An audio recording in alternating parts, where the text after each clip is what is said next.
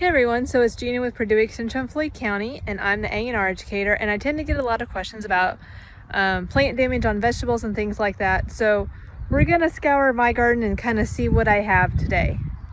So out here, I've got some tomatoes, and these are Brussels sprouts, and we've got some broccoli and cabbage, which it's now July, it's kind of past its prime. And there's some peppers over here too. What you can see is some of these have been nipped off here, and because of the way the markings are and how tall they are, I know that this is deer damage. But if you look over here, same plant, this has been chewed off by a deer, but I'm missing all of my leaves here. That is a different culprit altogether. And this culprit looks a little bit like this guy right here that's munching on this leaf. So this is a tobacco hornworm or tomato hornworm.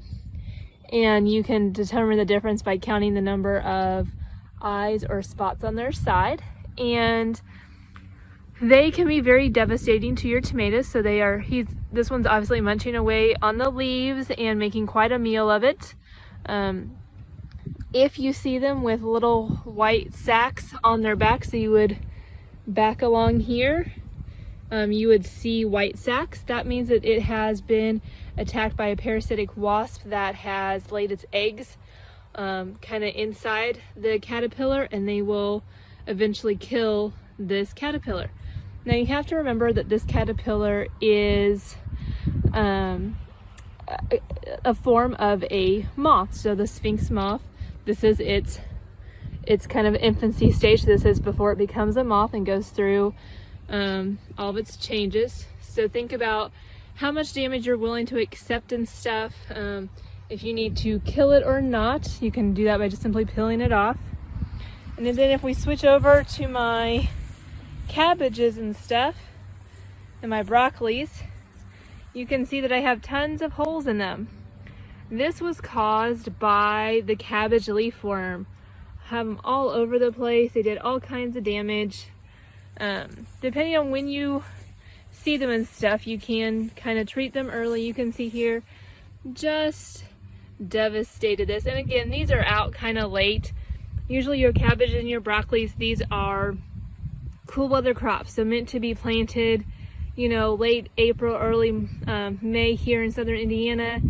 And then again in the fall, we can plant them when it's cooler, because right now this one's got a little bit of sunburn happening on it. But to protect these, sometimes people tend to use like diatomaceous earth. And the other thing we have going on here, so I cut these off a couple weeks ago.